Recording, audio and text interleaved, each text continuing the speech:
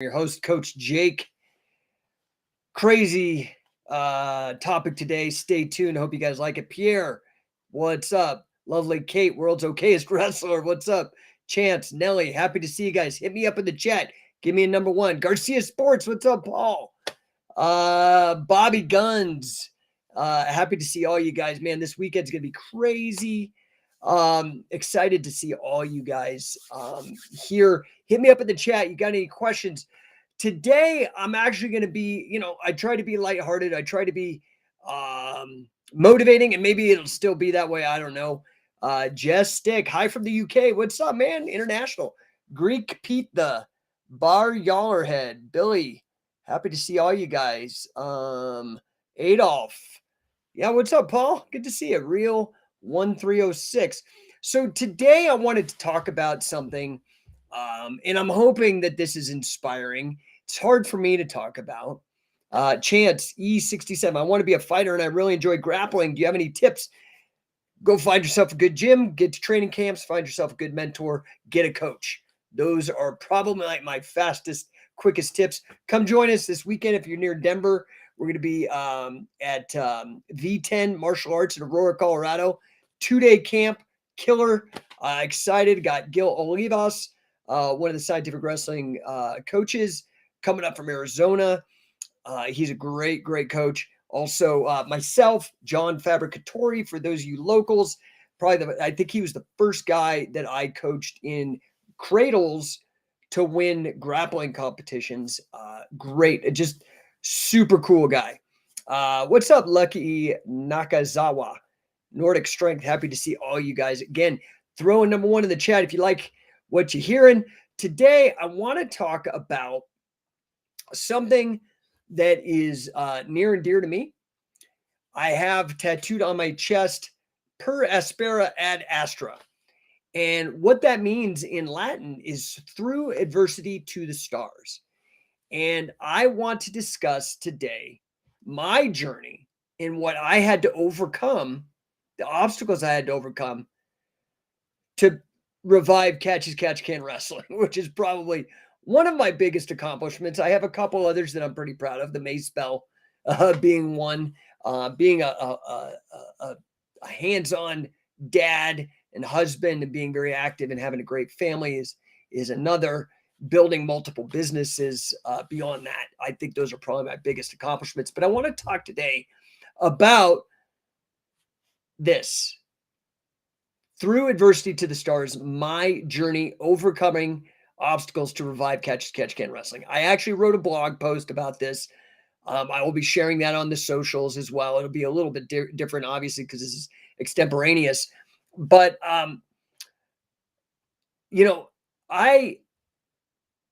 I've done a lot of things that I'm proud of, but probably the thing that I am proudest of outside of my kids and my wife and my family is what I've been able to accomplish with Scientific Wrestling. In 2003, I launched the company. A lot of you guys know this. Been working with the number one guys, hence number one, in the field. Very proud of the accomplishments. You guys could go check Scientific Wrestler, Scientific Wrestling, Shoot Pro Wrestling, King of Catch Wrestling, War Catch Wrestling, all of the things, all of the books, all of the instructionals, all of the training camps, all the legends I've made available to you guys, competition opportunities. I'm very proud of all of that because, I think on my tombstone or whatever, I don't know if I'm going to get buried. I want a funeral pyre, but will be, that I was one of, if not the main guy responsible for bringing back the sport of catch can wrestling, which is what Billy Robinson has been saying, and a lot of really big guys. So I want to talk about, you guys all see the products and the end results, but I'd like to go into some of the adversities and things I've had to overcome, because recently on social media, I've been very blessed. I had Mike Zenga, who, if you don't know, he is the owner of BJJ Fanatics, Wrestling Fanatics, the whole Fanatics branch of instructionals. he approached me, asked me if I wanted to do an instructional. At first I like, me? And he was like, yeah, man. I was like, okay. So I did. I've done 3 of them so far. I might have one more in me. And they've all been incredibly well received. I've been very, very blessed. Catch wrestling submissions, catch wrestling takedowns, and the Nelson family. And a lot of material that people had never seen, especially integrated in the way that I've integrated and taught it in a way that was made it available to people that aren't necessarily high level wrestlers, but want to improve their wrestling and fast for competition. Now, what people don't know, so they promoted one of my things, one of my videos, one of my best-selling videos, catch wrestling submissions. And man, in the comments, man, people were roasting. And this isn't easy for me to talk about because, it's not. I don't know what to say. I try not to take myself too seriously. As you can tell, I'm always joking and I tease other people and I get roasted and all that's fine. I got a thick skin. I don't care. But man, some of these people on the comments were just laying into me. And so I'm like, all right, every single person who that I've got is a hater, and you're going to have that if you go and you make any kind of impact in the world, right? Like look up Britney Spears. You type in love Britney Spears, you get a bajillion posts. And if you put hate Britney Spears, you get a bajillion posts. It's just part of the nature of the game. And I've reconciled myself with it. However, I know that there's a lot of people out there that want to be able to do what I've done, but they're really bothered by people being cruel or mean or insensitive to them. And in particular, people who have disabilities or serious injuries. And I'm one of them. So I've faced and triumphed over challenges along this journey with reviving Catch as Catch Can that may have stopped other people and probably has. But for me, a lot of the hardships and difficulties, and in some of those hardships are discrimination, have only fueled me and made me more driven to succeed. Okay. So I try not to take myself too seriously, but online haters, man, they've really inspired me to address this, not only in this talk, but in a blog. Okay. And this always recurs every time I hit like a new audience or a bigger level of people being introduced to me. And this has happened to me ever since I was injured back in 2008. I didn't know it at the time, but I suffered a carotid dissection and mini strokes. It wasn't diagnosed for 10, almost 11 years afterwards. Okay. But my aim in here is not for any other reason. I'm not a dweller. I don't like pity parties, any of that.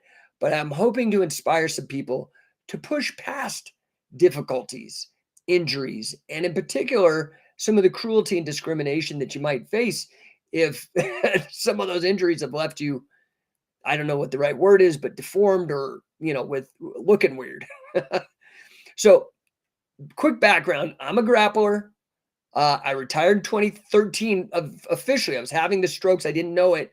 I was suffering for about 5 years before I finally retired. And I still didn't know what it was. But my arm wasn't working. I was losing vision. Some of my thought patterns were like, I couldn't think the same way. And a carotid dissection, my left carotid artery is completely occluded or closed from a choke. This is something that's happening more and more. People are becoming aware of these issues that go along with submission grappling now, because it's been going, people have been doing it for 20, 30 years in a mass way. And I saw, my carotid collapsed. And so I've basically got one carotid artery. That was another part of the reason why I retired, was not only the loss of use of my hand and the blindness and some of the mental problems I was suffering from, but in addition, I was only getting half of the oxygen to my brain that I was used to. And I was very much a wrestler that relied on my conditioning. I had techniques and stuff, but I was never big and strong. I was always lanky, but I could outlast a lot of people. And when I could not really get the oxygen and I get lightheaded and faint, I knew it was really dangerous. I could function without the hand. I could kind of do without the vision, the peripheral vision, and even the cloudy thoughts. But once I couldn't breathe or get the oxygen because I was only had one carotid, I was like, I need to retire. And that's when I completely dedicated myself to excelling in coaching. And I'd already really dedicated myself to coaching, but I had to because it was the only way I could stay involved with something that I love dearly, right? So I do want to give a shout out to anybody that has had to come back from a debilitating injury, especially one that leaves you open maybe to ridicule from people who don't know anything about it. Does this I don't know if this is making sense. So for me, the atrophy from the carotid left me with a pencil neck, for lack of a better term. And so I don't know if you can put yourselves in my shoes, but to be the guy that Billy Robinson made his right hand man and said that due to Jake, without a doubt, catch wrestling was going to come back. To be the guy that was the go-between for Carl Gotch in the world before his passing, that has worked with guys like Wade Chalice and Mark Schultz, but to be that guy and then to have your neck atrophy and become a pencil neck wrestler, dude, it's like ridiculous, right? So I know that the way that I look has stopped me from opportunities. I know this because I know there's guys that got the total meathead, look like a fucking thumb with shoulders look, and they're idiots and they don't know. I'm just telling you, they don't compare to what I offer, and they've gotten ahead just because of they've got the look. So I'm hoping to inspire some people that have suffered from this kind of stuff. Dawn over at Addicts Club says, to be able to address things like this is awesome. Makes you great, Jake. More people need to hear this. That's why I'm doing it. It's not easy. It's not fun to address, things of this nature that I had to overcome that were seriously debilitating and painful. And then on top of that, people that you don't know and have no idea of your value of what you have to offer just discriminate against you or rag on you. So I'm doing this hopefully so younger people, these Gen Z people, these millennials, whoever, even if you're older, don't let that shit stop you. Okay? So what I want you to emphasize is that when you have haters, it's a status symbol. It truly means you are doing something amazing. I mean, imagine looking like me and trying to be the leader of the toughest, most brutal grappling wrestling sport ever to exist that's got the most impact. Imagine looking like me and having such an incredibly gorgeous wife, right? Do you understand? So, fortunately, I'm confident. I don't identify with my looks, so I don't really give a shit. But I know some people, it does harm them and holds them back, especially young people. So if you've got haters, remember it's a status symbol. And if you've got haters, you have to remember they say sticks and stones, right? Well, use those sticks and stones that people throw at you verbally and build yourself an empire like I have out of them. Okay. So the carotid, I was used to this and maybe I was uniquely designed for this role that I have. Carlos out there on Facebook. No worries. You got students with the look. I got your back. Yeah, I do. I do. I have world champions. I have Hall of Famers. I have Guinness record holders because they've actually not discriminated and they've listened and they've weighed whether I'm doing something that's valuable or not. So anyway, I might be uniquely suited to this because I also, when I was in high school, suffered I had pediatric cancer. I had Hodgkin's lymphoma. I was diagnosed when I was 15 years old. And I had just gotten my black belt in karate back then. This is like when the Karate Kid was cool. I'm that old. I'm like 50 almost. So I got my black belt. I was really in pretty good shape. I was about 6 foot, maybe 170 pounds, 175 pounds. And I got diagnosed in the fall or in the spring, had a bunch of surgeries in the summer, exploratory. Had, I don't know if you can see this scar. I don't know if you can see it there.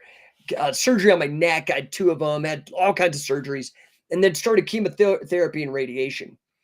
And so the reason I say this is that in the span of about 4 months, I went from 175 pounds to 117 pounds at 6 foot tall. I looked like a concentration camp victim. It was like bad. And I was 15, almost 6. I had just turned 16 years old over the summer. And man, kids can be brutal, especially when they knew you as one thing and then you're on the other side just over summer when they don't see you again. And I was ridiculed and made fun of, and kids were very cruel. This was 1989 for context. So I fought back there, conquered, got back into martial arts, built my health back up, and then got hammered.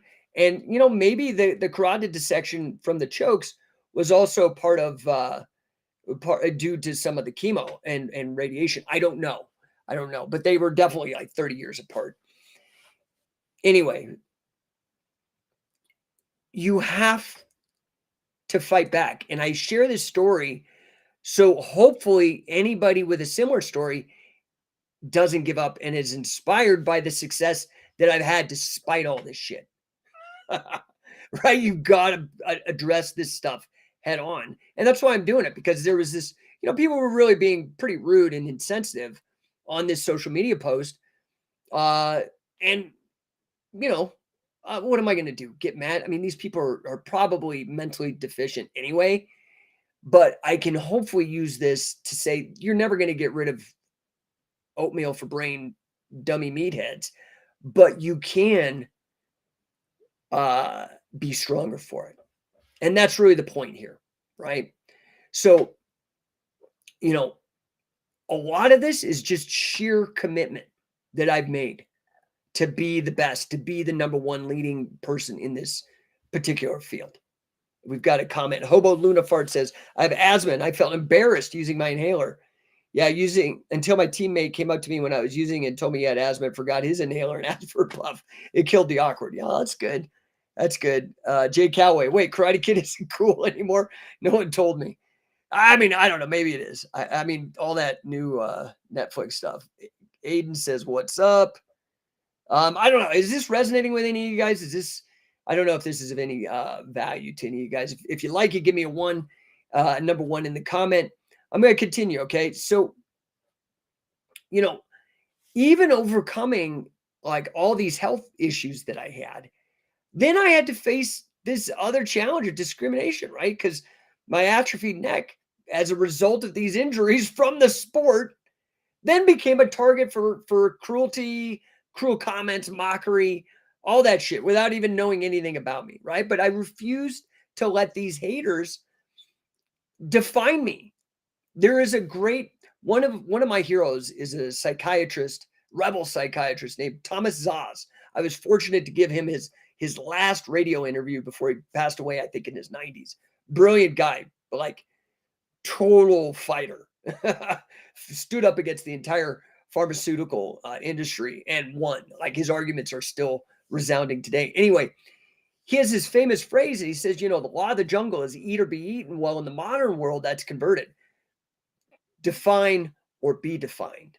And I refuse to let these people fucking define me. So I turned that negativity into fuel, which now to this day pushes me even harder in my pursuit of excellence and impact with regards to bringing wrestling to martial arts, to weaponizing wrestling, to digging up the gems and mining the gems in the history of catch can wrestling, making them relevant for the fight game today, innovating.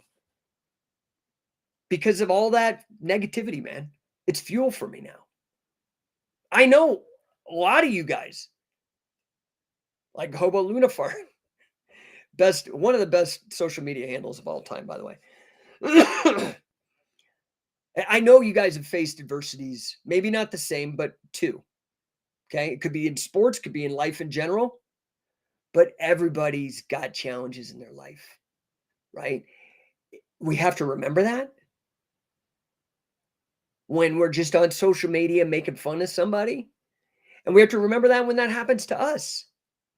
Because we are not defined by what has happened to us, but how we handle it and how we rise above and how we overcome. Let your passion drive you. Don't be afraid to lean on people for support. I mean, I've had a bunch of people jump on here, defend me online. And I appreciate all of that. Sincerely. We're all in this together, right? So, all of you guys, my story, it's not the craziest, but it is a testament to the power of perseverance, to be having it like an indomitable will or whatever you want to call it, a fighting spirit. And I want you guys all to know you have that too. All right. So I don't want to dwell on it. If you guys have questions or comments, hit me up in the chat. I've been absolutely blessed, like despite that. So one of the things I always remember is that, sometimes these comments can hurt. But I remember like, okay, some joker nobody online who very well could be a sock puppet, fake account of one of my competitors. I know this has happened. I've caught them red-handed, ragging, trying to fucking bring me down to put themselves up. But I remember like, who is this fucking idiot? Either they're like some obscure or person that has never done anything, or they are, again, a fake account. Why care about them when I've had legends, guys like Frank Shamrock, serious legend in MMA, endorse and support me. Josh Barnett going on the largest podcast, Joe Rogan, and putting over my body of work. Wade Chalice working with me, trusting me. Carl Gotch, Billy Robinson. I had one friend, Kenny. He likened me, and he's a champion wrestler, likened me to he called me the Freddie Roach of grappling, of catch wrestling. So, guys, I really appreciate you.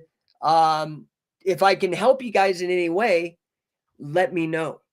One of the things that not only that the tattoo per aspera ad astra, which means through adversity through the stars, but another one is, persistence prevails where all else fails. That one really got me through some rough times, and this too shall pass.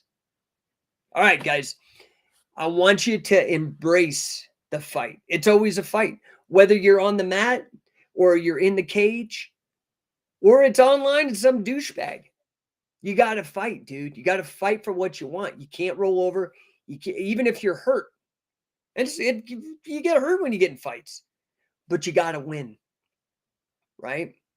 So remember, success, winning, while it's about what you accomplish, it's not just about what you accomplish. It's also about what you inspire other people to do. So if you are inspiring people, I would suggest that you do, as my coach, Billy Robinson, would suggest, do it again. Thanks, guys, for listening. If listen, I'm here to help you guys with anything. Oh, nice. Carlos sent me a number one. Thank you, sir. This weekend, we are in Denver. It's going to be amazing. Super duper excited.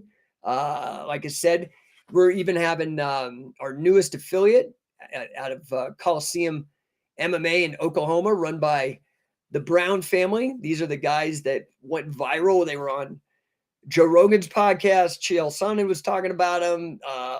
All these guys about the Oklahoma wrestlers that got in that fight in the bathroom, went viral. They're coming to our camp. It's going to be sick, dude. We got people coming from all over the country, man. I'm excited. If you can make it, do so.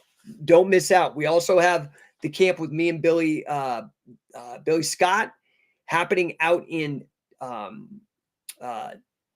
Charlotte coming up after that. And then the big event, Pinion Hill, is going to have Wade Chalice, me, and Josh Barnett all in the Mojave Desert at the Pinion Hills Labyrinth Martial Arts Retreat. Hit me up, guys. I want you guys to be there. Marcus Whitehead giving a Wigan in the house. All right, dude. You're the second UK guy. I'm so glad that we were able to go out there in 2011 and meet with Andrea and Roy and to see them be inspired and start doing their own thing. They're doing fantastic stuff at the Snake Pit Wigan. Happy to see you here, Marcus. Guys, if I can be of assistance to you, whether that be through grappling or business coaching, that's my other passion. I'm here for you. Remember, scientificwrestling.com or No1 Coaching, spelled like No1Coaching.com. All right, guys, if I can help you, I'm going to jump off here in about 2 seconds. I actually kept it short to 25 minutes today. That wasn't a bunch of questions. That's, I think, because of we didn't get too many questions. But hit me up, okay? And I'll try to address them in a future show, or we can do it live. You just got to hit me up in the comments. Appreciate you guys listening, and we will talk very soon. Oh, wait, Carmen gave me a No1 before we jump out. Thanks, Carmen. Appreciate you. See you. Are you coming with Marco this weekend? I'm not sure. Anyway, I hope to see you. Guys, I will talk to you very soon. Maybe tomorrow, hopefully.